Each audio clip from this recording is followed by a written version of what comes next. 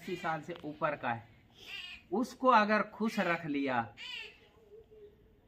तो समझो उसने अपने मुक्त धाम का रास्ता डायरेक्ट खोल लिया।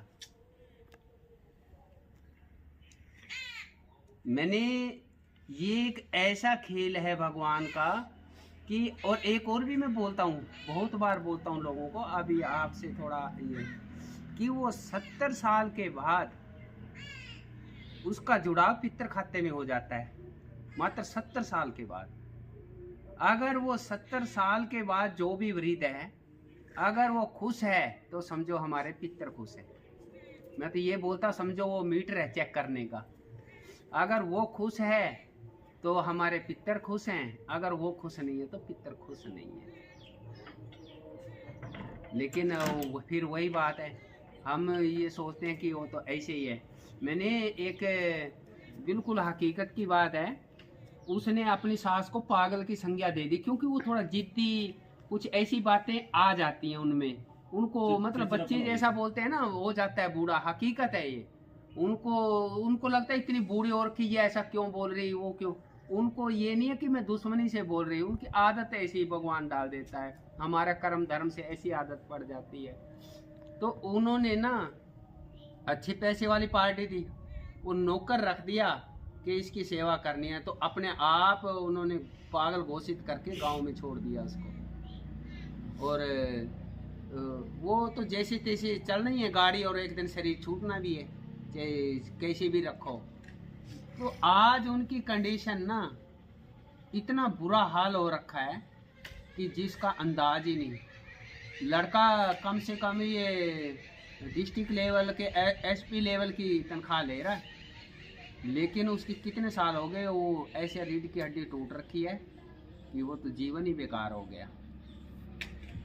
तो इसलिए मैं कोई शंका या वो नहीं कर रहा, मैं तो एक वो अनुभवी बात बोल रहा हूँ, अगर कोई लाभ उठाना चाह रहा है। तो महाराज जी तो किया की बात नहीं, इसको मैं ये नहीं शंका कर रहा कि कोई आप इसको दुत्कार रहे या कुछ कर रहे, ऐसा कोई मैं वो एक मैं तो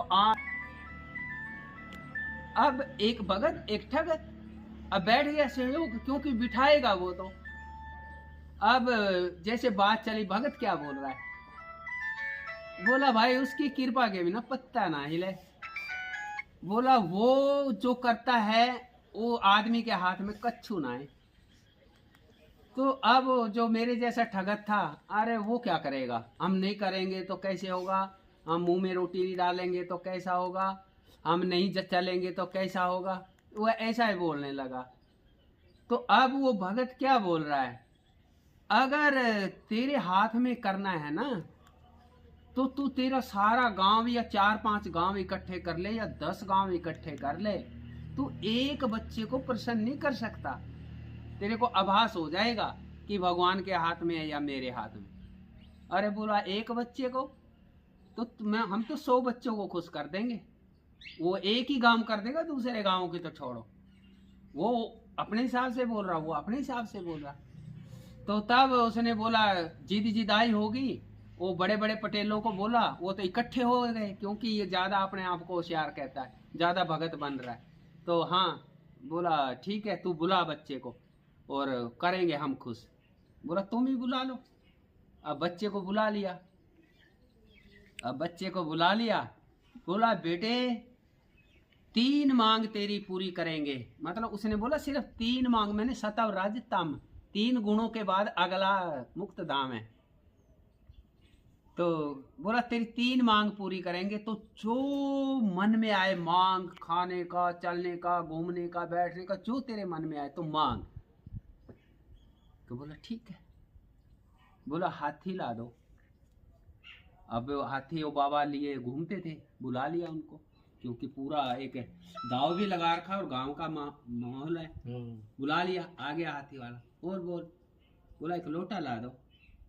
तो अब लोटे तो घर घर में ही है, वो भागे, बोला ले, जो पास में था ला के दे दिया, ले लोट। हाँ बेटे एक और मांग जल्दी मांग, एक मांग रहेगी क्योंकि इसकी हवा निकालेंगे, मांग जल्दी, मांग जल्दी जल्दी।